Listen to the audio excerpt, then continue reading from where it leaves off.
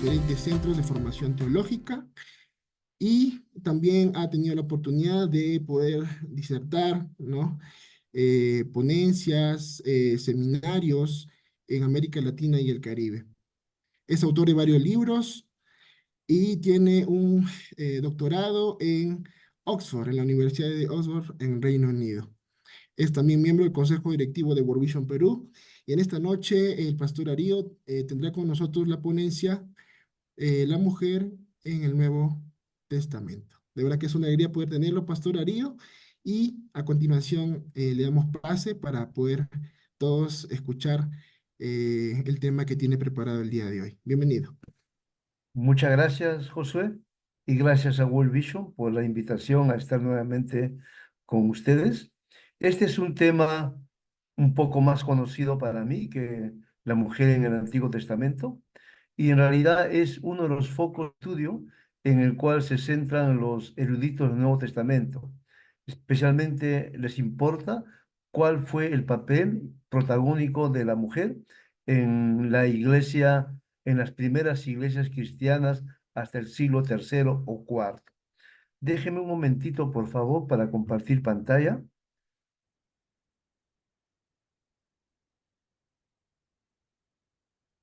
La primera parte es básicamente informativa, ahí voy a avanzar rápido, y la segunda parte sí entraré al tema más de lleno. O sea, no voy a evitar los asuntos polémicos, pero lo voy a hacer de manera más rápida. La mujer en el Nuevo Testamento. Desde una perspectiva bíblica, esta es una cita que a mí me encanta bastante, de René Padilla y de su primera esposa, Catalina Fessel. Desde una perspectiva bíblica no puede definirse el rol de la mujer exclusivamente en términos de matrimonio y maternidad física. Más importante que la femineidad de la mujer es su humanidad. Por eso, la primera preocupación de la mujer no puede ser casarse y tener hijos. La tarea prioritaria de la mujer deriva directamente del hecho de haber sido creada a imagen y semejanza de Dios. Su lugar en el mundo no depende únicamente de su sexualidad femenina, sino de su vocación, no de la biología, sino del mandato de Dios. ¿Por qué me encanta este texto? Por lo que está casi al centro, ¿no? La primera preocupación de la mujer no puede ser casarse y tener hijos. Su primera preocupación es ser imagen de Dios. Si tan solo se tuviera en cuenta eso, nos evitaríamos muchos problemas a- a- en el frente interno de las iglesias. Esta otra cita de Jeremías también es muy importante. Él era un experto en estudios bíblicos y con estudios en Medio Oriente. En Oriente no participa la mujer en la vida pública. Cuando la mujer judía de Jerusalén salía de casa, llevaba la cara cubierta con un tocado que comprendía dos velos sobre la cabeza, una diadema sobre la frente con cintas colgantes hasta la barbilla y una malla de cordones y nudos. De este modo no se podían reconocer los rasgos de su cara. Las mujeres debían pasar en público inadvertidas. Las reglas de la buena educación prohibían encontrarse a solas con una mujer, mirar a una mujer casada e incluso saludarla era un deshonor para un alumno de los escribas, hablar con una mujer en la calle. Esta cita nos ubica en el primer siglo, en la sociedad patriarcal del primer siglo, el mundo en el cual Jesús vivió. El tema propuesto, la mujer en el Nuevo Testamento, es amplio. Esto evita entrar en un tema polémico para un sector de las iglesias acerca del papel de la mujer en el liderazgo visible y público de las instituciones religiosas. Sin embargo, hasta cierto punto es inevitable referirse a este asunto sensible, así sea de manera panorámica. Quienes afirman que las mujeres no pueden tener un lugar visible en el liderazgo de las iglesias, menos aún las estructuras de poder de las mismas, utilizan dos argumentos ligados entre sí que según su opinión son irrefutables e irrebatibles. En el círculo de los 12 apóstoles que caminaron con Jesús no hubo ninguna mujer y ninguna mujer fue reconocida y enviada como apóstol en la iglesia primitiva. Pablo no tuvo una opinión favorable a la participación pública de las mujeres, tal como se desprende de su exhortación a que callen en las congregaciones, aprende en silencio y no permito a la mujer enseñar. En su opinión, La ausencia de mujeres en el círculo de los 12 apóstoles es una señal innegable e incuestionable de que Jesús no autorizó ni autoriza que la mujer acceda a una posición visible de liderazgo, tampoco que tenga un papel protagónico en las comunidades de discípulos de ayer y de hoy. Olvidan, sin embargo, este sector de los cristianos, los gestos y las palabras de Jesús que valoran y dignifican a las mujeres. Gestos y palabras liberadoras que desmantelaban la mentalidad y las prácticas opresivas de la sociedad patriarcal de su tiempo. Un mundo en el que se trataba a las mujeres como inferiores, dependientes y subordinadas a la voluntad del hombre, sea este el padre o el esposo. Los cuatro evangelios, de otro lado, unánimemente, dan testimonio de esta actitud de Jesús hacia las mujeres. La presencia y protagonismo de las mujeres galileas en la comunidad de Jesús son suficiente evidencia de que Él forjó una comunidad de iguales, una comunidad horizontal, una comunidad liberada y liberadora en la que todos tenían igualdad de oportunidades. La siguiente cita es bastante clara sobre la actitud de Jesús hacia las mujeres y las consecuencias que tuvo esa actitud en el mundo patriarcal del tiempo. Nuevamente, una cita de Joaquín Jeremías. El resultado de la actitud de Jesús hacia la mujer fue que las mujeres se volcaron sobre él. Como vemos en la historia de la pasión, las mujeres le mostraron a Jesús una fidelidad de la que sus discípulos hombres no fueron capaces. Bastaría solamente fijarse con cuidado en los relatos de la resurrección de Jesús. En el centro siempre estuvieron las mujeres y dentro de ellas María Magdalena. Quienes afirman que la mujer no tiene que ejercer un liderazgo visible para fundamentar su punto de vista, añaden también los llamados códigos domésticos de Colosenses, Efesios, 1 Timoteo y Tito, porque según ellos confirman la posición de sumisión, dependencia y subordinación de las mujeres en la iglesia, en la familia y en la sociedad. Ante este punto de vista que invisibiliza y relega a las mujeres a un papel secundario y periférico, pueden formularse válidamente varias preguntas para un diálogo respetuoso y tolerante con respecto a las opiniones que no sintonizan con la nuestra. No irrespetuoso y no un monólogo, sino es un diálogo. ¿Tuvo el apóstol Pablo realmente una opinión poco favorable al liderazgo de la mujer? Pablo las ninguneó, cosificó y descalificó, confinándolas al espacio privado y destinándolas a una función secundaria y periférica en la vida y misión de las comunidades de discípulos del primer siglo, las comunidades paulinas de manera particular. Aunque este no es nuestro tema, sin embargo, siempre será necesario explicar desde dónde partimos y qué asuntos calientes se tienen que encarar cuando se trata acerca de la mujer, su papel y su protagonismo en el Nuevo Testamento. Haré, por tanto, algunas precisiones necesarias sobre lo que Pablo expresa en 1 Corintios 14 y 1 Timoteo 2, conociendo de antemano que no todos opinan lo mismo y sabiendo la exigencia de un abordaje exegético menos prejuiciado, más objetivo, entendiendo que la objetividad es apenas un ideal e imparcial a la luz de la información bíblica en su contexto y del contexto del intérprete o lector contemporáneo.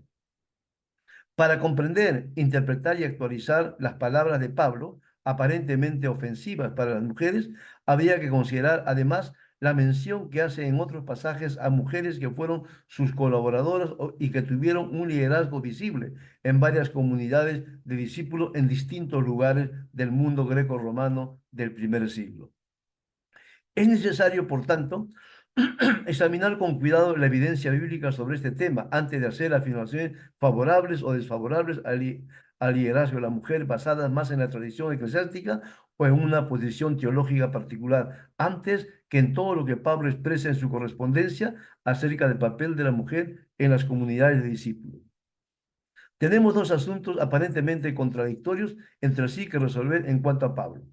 De un lado, los pasajes paulinos que parecen descartar el liderazgo de la mujer en las comunidades de discípulos y por otro, los pasajes en los que Pablo hace referencia a mujeres que fueron colaboradoras y líderes en las comunidades que él fundó o conoció a mediados del primer siglo. Luego de un análisis del texto situado en su contexto, se puede afirmar que el contenido de 1 Corintios 14 no es una norma general o universal aplicable para todos los contextos sociales y culturales. Se trata más bien de una palabra pastoral orientada a corregir la actitud pública de ciertas mujeres en la comunidad cristiana de Corinto que durante el culto común irrumpían continuamente con sus preguntas, interrumpían continuamente con sus preguntas, generando confusión y desorden entre los presentes. Cuando se examina 1 Timoteo 2, situando este texto en el contexto de la falsa enseñanza que aparentemente estaban ejerciendo gran influencia en las mujeres de Éfeso, pastoral y docentemente haríamos bien en tener en cuenta el siguiente consejo. No cabe, a partir de estos textos, hacer generalizaciones para todas las mujeres y aplicarlas estrictamente a todos los casos. Bajo este paraguas panorámico, ciertamente, esta noche nos ocuparemos de las mujeres en el cristianismo primitivo, particularmente en las mujeres mencionadas en Hechos de los Apóstoles y en las cartas paulinas. Debido al tiempo limitado, solo intentaremos dibujar un cuadro panorámico de su protagonismo en el avance misionero de la Iglesia cristiana en el mundo greco-romano del primer siglo. Las mujeres galileas. Todos estos perseveraban unánimes en oración y ruego con las mujeres y con María, la madre de Jesús, y con sus hermanos. En los evangelios se menciona el nombre de varias de ellas, además de María Magdalena, ¿no? La otra María, María, la madre de Juan Marcos, Juana, Susana, Salomé, entre otras. Y los evangelios hablan de, y muchas que la habían seguido desde Galilea. No sabemos con exactitud cuántas mujeres de Galilea siguieron a Jesús.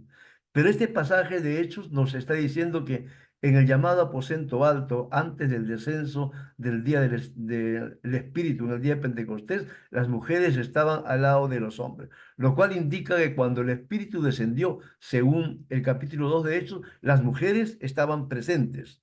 Entonces, igual que los hombres, que los discípulos varones, las mujeres también fueron receptoras del Espíritu. Dorcas. Este es uno de los pasajes más bonitos que aparece en el libro de los Hechos.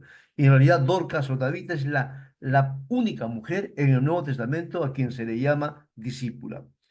Y es interesante porque Lucas, en el relato de esta historia, no dice, no precisa necesariamente quiénes eran estas mujeres viudas a quienes Dorcas servía, lo cual permite la posibilidad de afirmar que no todas eran necesariamente cristianas.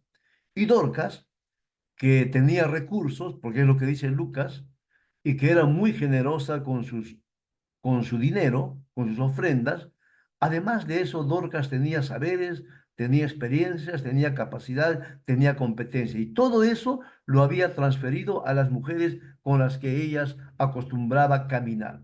Era lo que hoy podríamos llamar una misionera no tradicional. Es decir, hacía misión de otro sentido, de otra manera, de otra forma. Hacía misión sirviendo a las mujeres que en el mundo de ese tiempo, por ser mujeres viudas, eran descartables. Y Dorcas tenía una preocupación especial por esta mujer, que era una líder visible, es más que evidente, de acuerdo al relato que aparece en Hechos. María, la madre de Juan Marcos. Este es también es el único pasaje en el cual se le menciona a María, la madre de Juan Marcos. El texto da a entender que la casa de María era suficientemente amplia como para recibir a muchas personas y tenía un doble patio. Si ustedes recuerdan el relato, cuando Rode va a abrir, tiene que atravesar dos puertas. Entonces, y fíjense, y con toda seguridad uno puede afirmar que si en la casa de María, la madre de Juan Marcos, la madre de Juan Marcos, se reunían los discípulos en Jerusalén y probablemente también en la casa de Santiago, el hermano del Señor. Entonces Dorcas era la anfitriona, era la benefactora y por lo tanto era la líder visible de la iglesia que se reunía en su casa. Y eso es muy importante, es el primer dato que nos da el Nuevo Testamento de una mujer que en su casa recibía a los cristianos y que ella como anfitriona, como benefactora, era la líder visible, porque esa era una práctica reconocida en el mundo de ese tiempo. Rode. De Rode es el único pasaje que tenemos en el Nuevo Testamento, la única mención a ella. Pues es interesante notar en el relato que Dorcas conocía la voz de Pedro, lo cual significa que le había escuchado en más de una ocasión.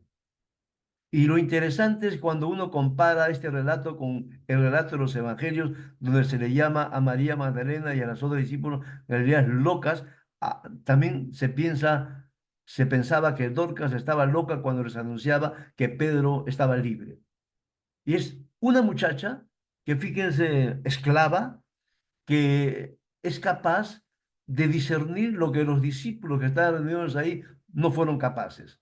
Es una muchacha cuyo oído estaba abierto para comprender la manera como Dios actúa en la historia. Lidia, una mujer probablemente acaudalada que en Filipos escucha el Evangelio y ofrece su casa para que se reúnan los discípulos. Cuando uno lee toda la historia, es, es clarísimo que mm, Lidia, igual que María, la madre de Juan Marcos, actuó como benefactora, es decir, como la persona que visiblemente lideraba a la iglesia naciente de Filipos que se reunía en su casa, como consta en el versículo 40 del capítulo 16 de Hechos.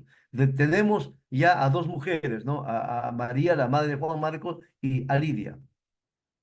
De Priscila es de quien se habla mucho tanto en Hechos como en las cartas paulinas. Y es interesante que de las cuatro veces que se menciona el nombre de Priscila, solo en una ocasión Aquila, su esposo, aparece primero. En las otras veces aparece Aquila, lo cual, según la práctica de ese tiempo, denota que ella era una persona muy importante. Y en la casa de ella, tanto en Roma como en Éfeso y en Corinto, los creyentes se reunían. Entonces, fíjense, esta familia, esta pareja de esposos, sus hogares, tanto en Éfeso como en Roma y probablemente en Corinto, eran los espacios en los cuales los creyentes se reunían. Y Lidia era la benefactora, la anfitriona, la matrona que recibía a los discípulos. Y por lo tanto, su liderazgo era más que visible. Las profetisas hijas de Felipe. Es la única referencia, aparece en Hechos 21.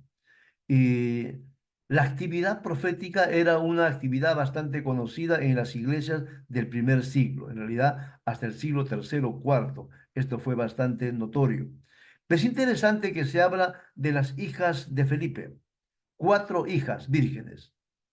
Y la profecía no era una actividad privada, era una actividad pública, porque significaba que alguien en quien estaba el Espíritu de Dios comunicaba de parte de Dios mensaje para los discípulos reunidos en determinado lugar. Y acá se habla de cuatro mujeres que tenían el don de profecía, lo cual indica, subraya que estas mujeres tenían pues un liderazgo visible y público en el lugar donde ellas se encontraban juntamente con su padre. Recuerda a Felipe, uno de los siete. Febe. De ella, la única información que tenemos es en Romano. Y es la única de quien se dice que era una diaconisa, aunque Pablo en sus cartas a Timoteo y a Tito habla también de mujeres diaconisas, ¿no? Y en la iglesia oriental hubo diaconisas hasta el cuarto siglo. Fíjese, es interesante, ¿no? De ella, ¿eh? Y Pablo además habla de ella como una prostatis, que es una benefactora, es decir, la mujer o una mujer que ponía sus bienes materiales al servicio de los discípulos. Era la mujer que le daba cabida o cobertura, que hospedaba, que alojaba, que acogía a la comunidad cristiana. Aquí tienen otro caso de una mujer igual que Lidia, igual que la madre de Juan Marcos, que era una líder visible en la iglesia que se reunía en el puerto de Cencrea, cerca a Corinto.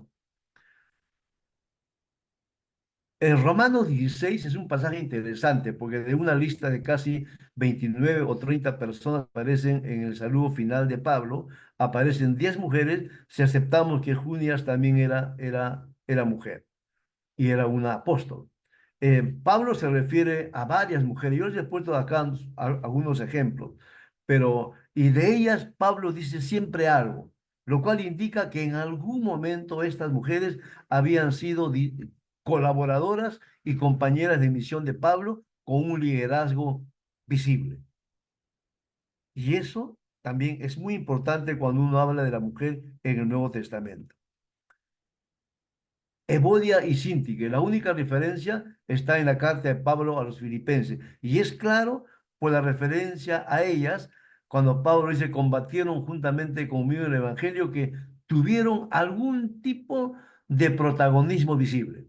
Pablo no especifica qué exactamente era, pero los primeros oyentes de la carta sabían con exactitud cuál había sido el papel de Evodia y Síntique.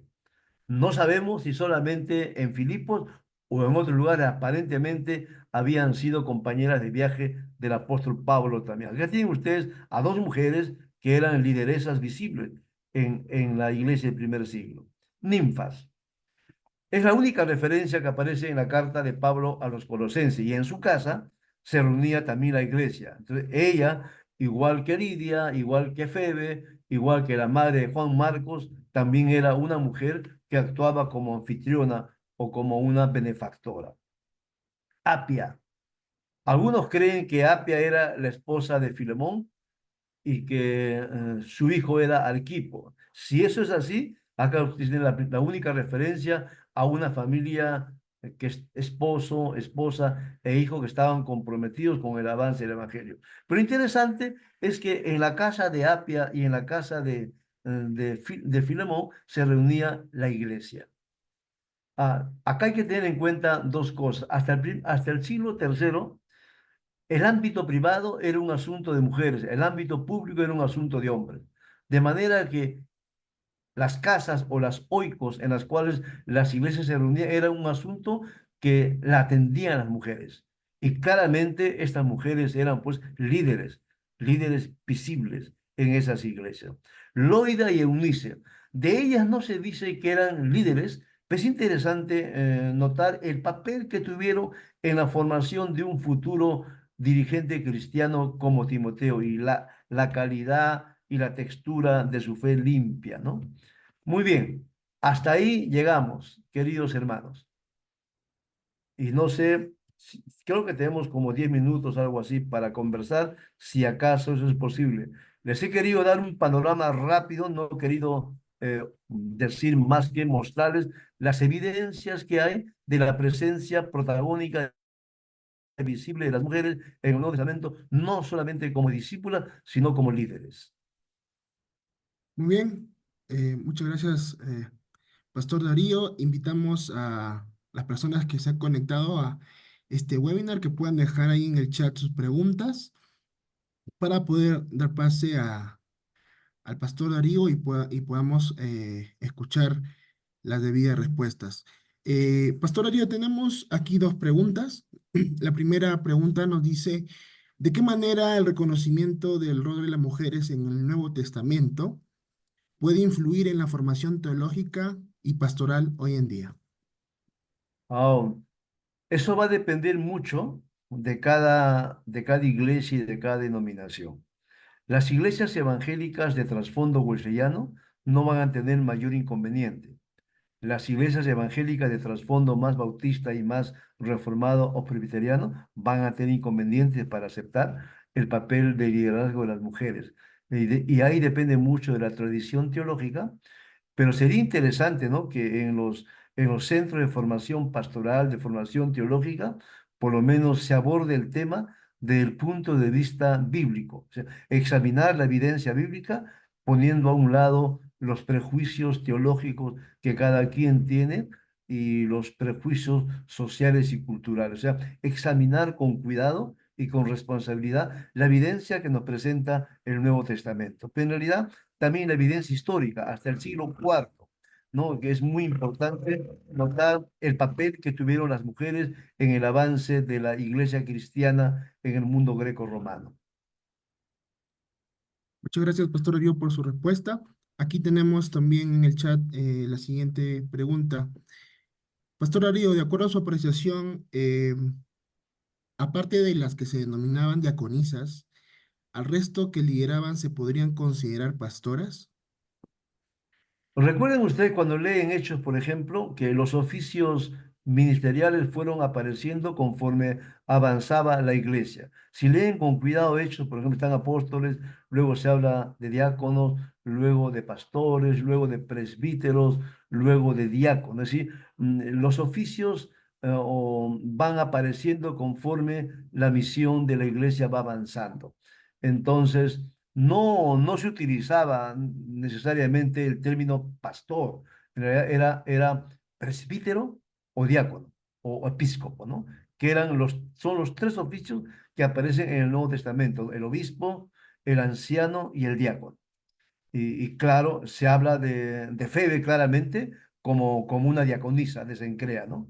Y eso es indudable, yo creo que eso es irrebatible, de que Febe tenía un liderazgo pastoral. Pero igual eran las otras mujeres que les he mencionado. Hoy sean pastoras, ¿no? Lidia, la madre de Juan Marcos, Febe, Apia, serían pastoras a cargo de una iglesia, ¿no? Pero en ese tiempo no se utilizaba todavía el término, eso se fue utilizando después. Muy bien, gracias, Pastor Darío. Aquí tenemos una pregunta también interesante. Pastor Darío, ¿qué desafíos usted considera hoy en día que atraviesa el liderazgo de la mujer en las iglesias? Yo creo que el problema no es de las mujeres, el problema es de nosotros, los hombres, especialmente los hombres que tenemos poder en las iglesias, ¿no? Que no hemos sido suficientemente capaces, creo yo, de aceptar la evidencia bíblica y entonces aplicarla. Les voy a poner dos ejemplos. Supónganse ustedes que de la composición social de las iglesias cristianas en América Latina y el Caribe desaparecieran todas las mujeres. ¿Qué quedaría? Una minoría insignificante de hombres, porque el mayor porcentaje de miembros, por encima del 70%, son mujeres. Y el otro, ¿no? El descubrimiento de la reforma protestante del sacerdocio de todos los creyentes. Los que mejor aplicaron este principio protestante no fueron el protestantismo magisterial, es decir, luteranos, presbiterianos, sino las iglesias populares, y en donde el papel de la mujer como ministro, como misionera, como maestra de escuela dominical, como una persona que empieza una obra nueva, es muy importante. O sea, yo creo, estoy muy convencido que si no fuera por el papel de las mujeres, las iglesias no católicas no hubieran avanzado.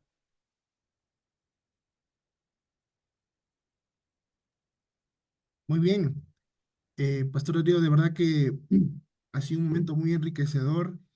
Hemos tenido a eh, líderes ministeriales que se han conectado de diferentes partes de América Latina, Caribe. Pastor Darío, un mensaje final, por favor, para todas las personas que nos están acompañando en este webinar. Bueno, acabo de ver, me parece que las mujeres están desplazando a los hombres. No se trata de desplazar, sino de aceptar la gracia de Dios en cada uno, en hombre y mujer. Todos somos imagen de Dios, todos somos coherederos en Cristo. A todos se nos dio el mandato de predicar el Evangelio, todos hemos recibido el sello del Espíritu y todos tenemos el encargo de ser cristianos en todo tiempo, a tiempo completo. Entonces no es un asunto de desplazar, no es un asunto de reconocer lo que en la Biblia se está enseñando. Si ustedes quieren tener mayor información sobre mi punto de vista, pueden conocer un libro que se llama Discípulos de Jesús, que Ediciones de Espuma lo ha publicado y debe estar en varios países, ¿no? Y ahora estoy abocado a escribir otro libro sobre la mujer, pero de manera especial sobre el papel de la mujer en los cristianismos originarios en los 4 primeros siglos. Es un asunto de recuperación de memoria histórica y es un asunto de trabajo bíblico. Yo creo que eso es muy importante ahora. Muy bien, gracias, Pastor Darío. Muchas gracias también por sus preguntas aquí en el chat. El Nuevo Testamento resalta el rol vital de la mujer en la comunidad cristiana, desde María Madre de Jesús, hasta las seguidoras que apoyaron y difundieron su ministerio. Jesús dignificó a las mujeres, involucrándolas en su misión y rompiendo las barreras culturales de su tiempo. Este ejemplo nos recuerda que en la fe cristiana, el servicio y el liderazgo de las mujeres son fundamentales para el avance del Evangelio. Muchas gracias a Pastor Darío por acompañarnos en este webinar